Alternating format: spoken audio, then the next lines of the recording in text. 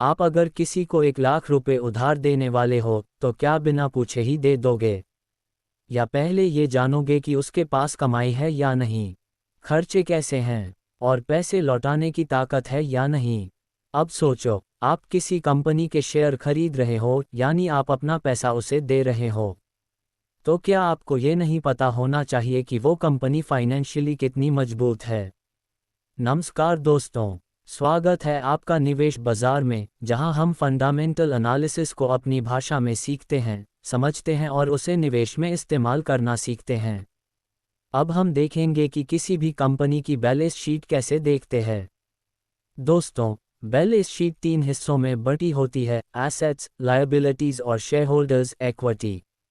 ये वो हिस्सा है जो बताता है कि एक कंपनी की सच्ची कमाई, असली ताकत और असली मालिक कौन है।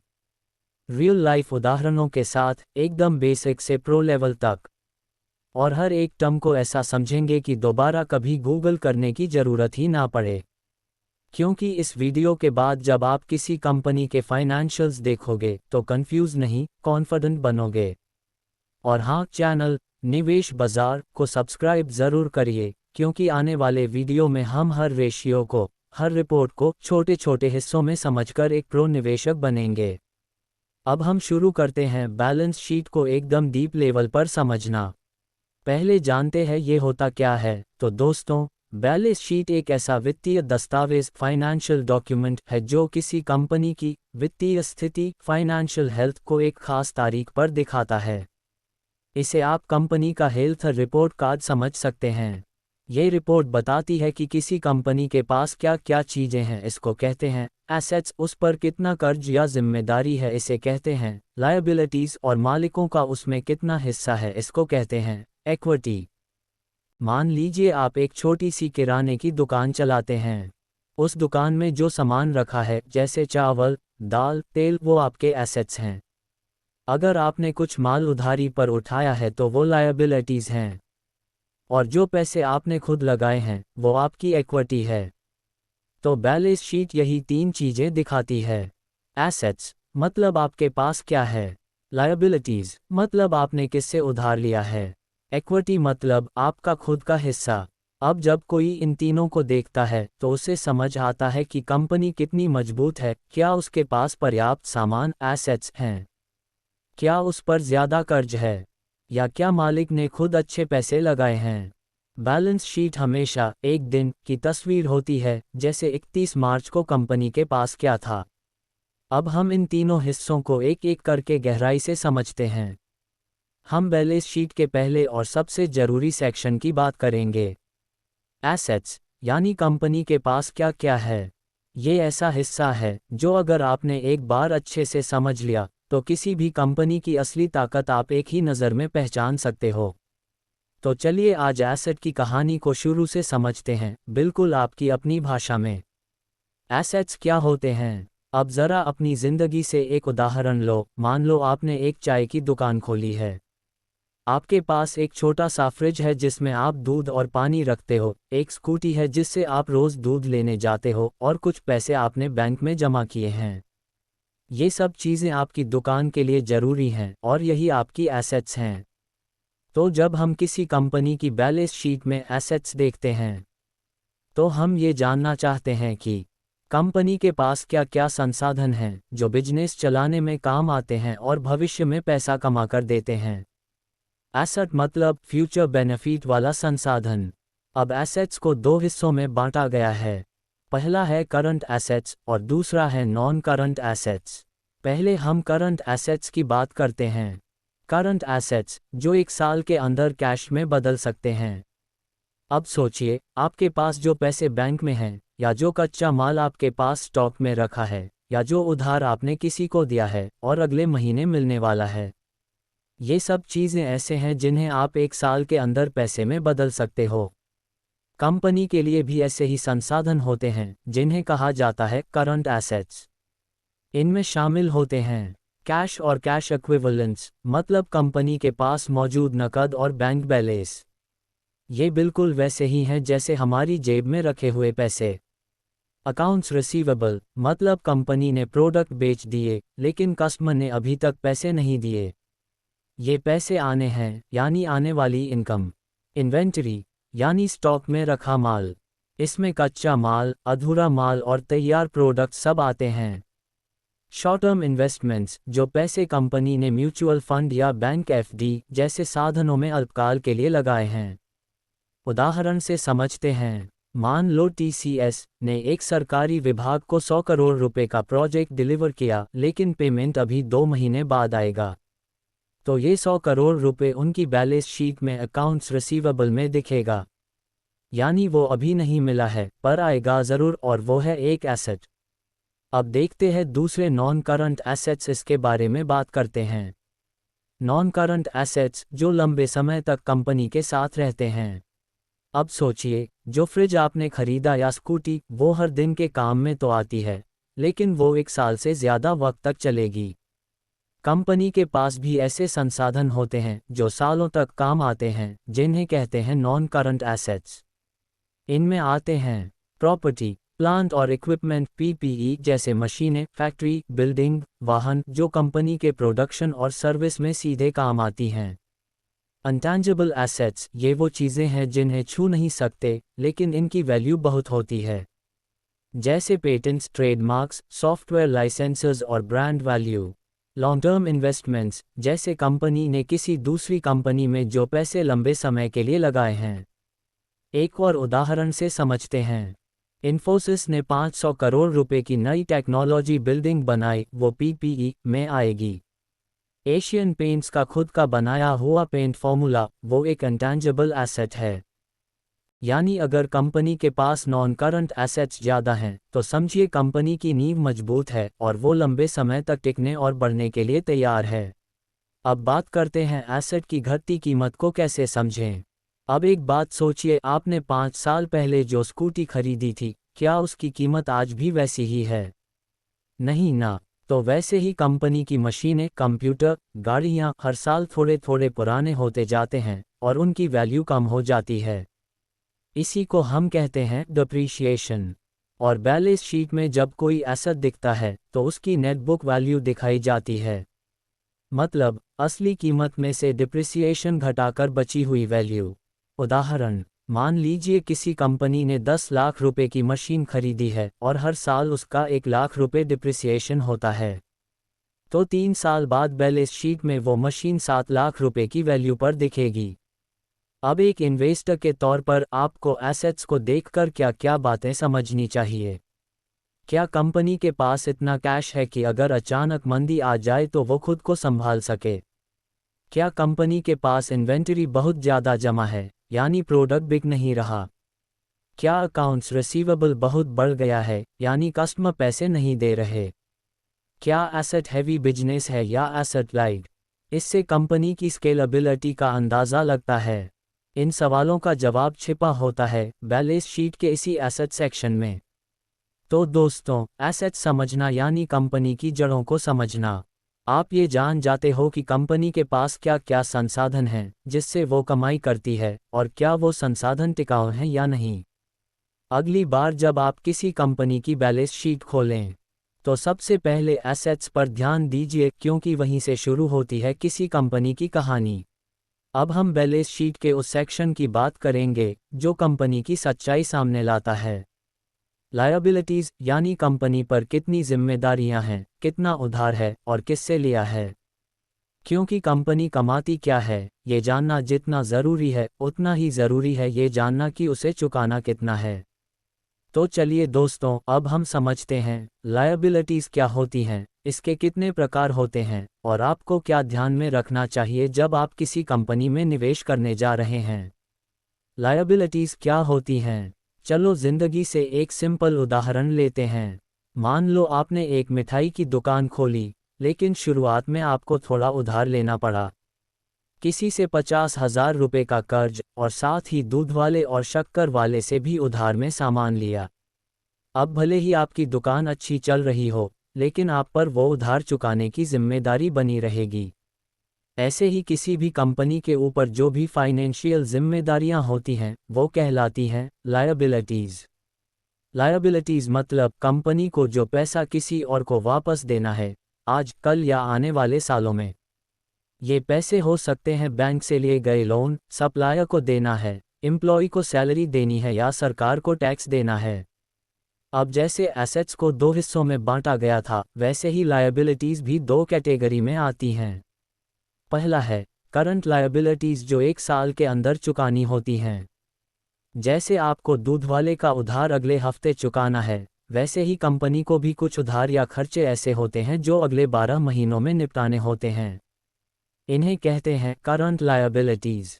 इसमें आते हैं अकाउंट्स पेबल, मतलब कंपनी ने सप्लायर से माल लिया लेकिन अभी पेमेंट नहीं किया। शॉर्ट टर्म बोरोइंग्स, मतलब बैंक या किसी और सोर्स से लिया गया शॉर्ट टर्म लोन, जैसे ओवरड्राफ्ट या working capital loan. Accrued expenses, मतलब अभी तक दिया नहीं गया लेकिन खर्च हो चुका है, जैसे सैलरी, टैक्स, बिजली का bill. Current portion of long term debt, मतलब लंबी अवधि के लोन का वो हिस्सा जो इस साल चुकाना है। उदाहरण, मान लो ब्रिटानिया ने आटा और तेल सप्लायर से 10 करोड़ रुपए का माल लिया है और पेमेंट अगले महीने करना है, तो ये 10 करोड़ रुपए होगा उसका अकाउंट्स पेबल, यानी करंट लायबिलिटी। दूसरा है नॉन करंट लायबिलिटीज़, जो एक साल से ज़्यादा समय में चुकाई जाती हैं। अब सोचो आपने मिठाई की दुकान के लिए बैंक से 5 लाख रुपए का लोन लिया है जिसे 5 साल में ईएमआई देकर चुकाना है, ये कहलाएगा नॉन करंट लायबिलिटी। कंपनियों के लिए भी कुछ जिम्मेदारियां ऐसी होती हैं जो लंबी अवधि में पूरी होती हैं। इनमें आते हैं लॉन्ग टर्म लोन्स, मतलब बैंक लोन, डिबेंचर्स, बॉन्ड्स, जिन्हें 3, 5 या 10 साल में चुकाना होता है। डेफर्ड टैक्स लायबिलिटीज़, मतलब ऐसे टैक्स जो अभी नहीं देने लेकिन भविष्य में देनी होगी। लीज लायबिलिटीज़, मतलब कंपनी ने कोई मशीन या बिल्डिंग लीज पर ली है तो उसका लंबे समय का पेमेंट। उदाहरण, अगर टाटा मोटर्स ने 1000 करोड़ रुपए का बॉन्ड इशू किया है जो 7 साल बाद चुकाना है, तो ये उसकी नॉन करंट लायबिलिटी है। कर्ज कैसे समझें, मतलब डेट या बोझ। अब सवाल ये आता है कि क्या कर्ज होना बुरा है? ज़रूरी नहीं। अगर कंपनी ने उधार लेकर फैक्ट्री बनाई है, मशीनें लगाई हैं और उसका इस्तेमाल करके ज़्यादा प्रॉफिट कमा रही है, तो वो स्मार्ट डेट है।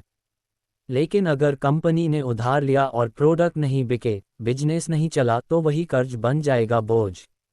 एक स्मार्ट इन्वेस्टर को ये देखना होता है कि क्या कंपनी के पास करंट एसेट्स करंट लायबिलिटी से कम हैं? क्या कंपनी अपनी इंटरेस्ट पेमेंट्स आराम से कवर कर पा रही है? क्या डेट टू इक्विटी रेशियो बहुत हाई तो नहीं है? लायबिलिटीज़ पढ़कर आप कई ज़रूरी बातें समझ सकते हो। क्या कंपनी के पास इतनी ताकत है कि वो अपने कर्ज चुकाए बिना डगमगाए? क्या कंपनी दिन ब दिन उधार में डूबती जा रही है? क्या कंपनी अपनी कमाई से ही कर्ज संभाल रही है या नए कर्ज से पुराना भर रही है? क्या कंपनी एसेट लाइट है और खुद को लीन रखती है? रियल लाइफ एग्जाम्पल से समझते हैं। ज़ोमैटो के शुरुआती सालों में लायबिलिटीज़ बढ़ रही थीं लेकिन रेवेन्यू उससे तेज़ नहीं बढ़ रहा था, ये एक रिस्क सिग्नल था। वहीं इन्फोसिस जैसी कंपनियों पर ज़ीरो या बहुत ही कम लायबिलिटी रहती है, यानी फाइनेंशियली मजबूत। तो दोस्तों, कंपनी का एसेट जानना जितना ज़रूरी है, उससे भी ज़्यादा ज़रूरी है ये जानना कि उसके ऊपर जिम्मेदारियां कितनी हैं।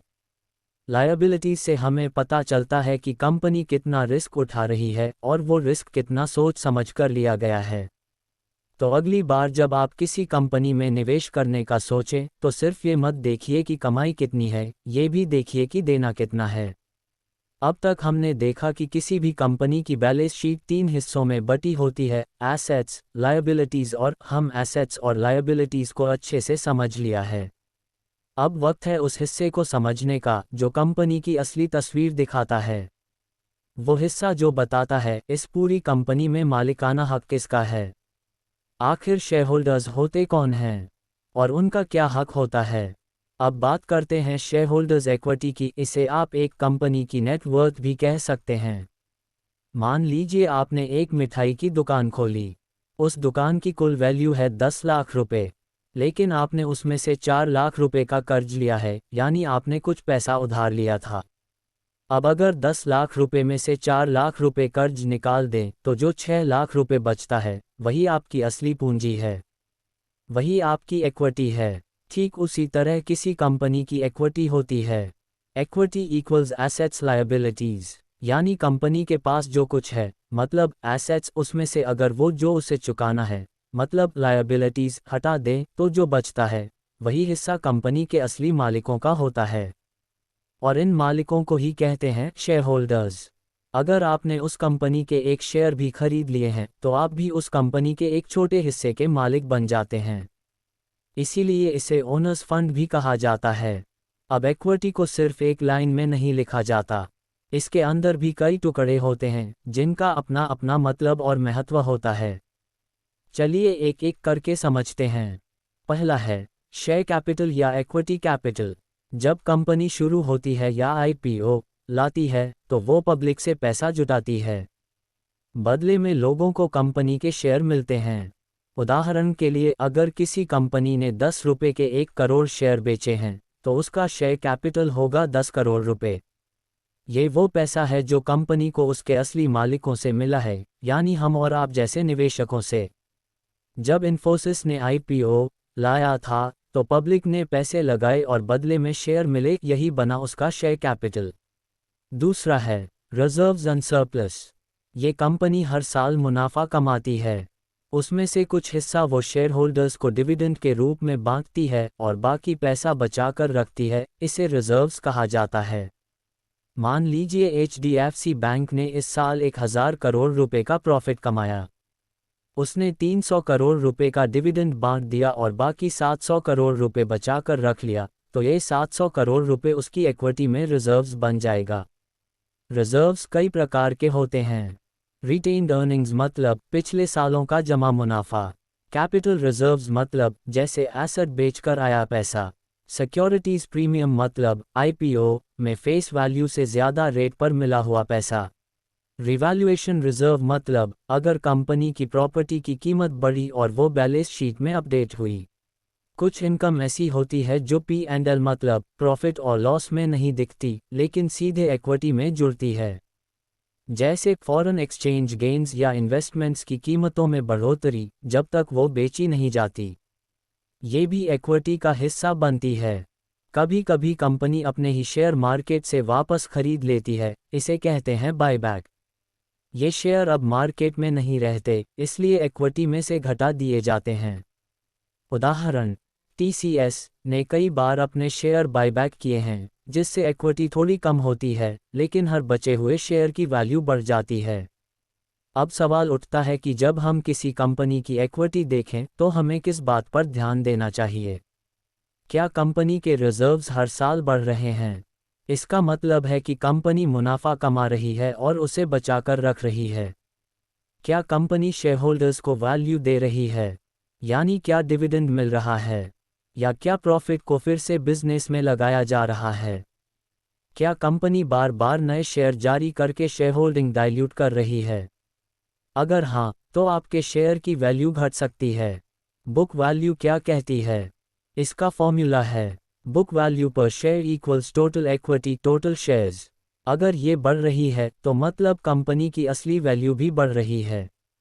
ज़ोमैटो जब आईपीओ में आई थी उसकी इक्विटी तो बहुत ज़्यादा थी क्योंकि लोगों ने पैसा लगाया, लेकिन कंपनी लगातार घाटे में रही जिस वजह से उसका रिजर्व्स पार्ट नेगेटिव हो गया। वहीं इन्फोसिस को देखिए, वो हर साल मुनाफा कमा रही है, रिजर्व्स जोड़ रही है और डिविडेंड भी दे रही है, इसलिए उसकी इक्विटी बहुत स्ट्रॉन्ग है। यानी इक्विटी आपको बताती है कंपनी अंदर से कितनी मजबूत है। तो दोस्तों, अब आप जान चुके हैं कि बैलेंस शीट के 3 हिस्सों में से इक्विटी सबसे ज़्यादा दिलचस्प और ज़रूरी हिस्सा क्यों है।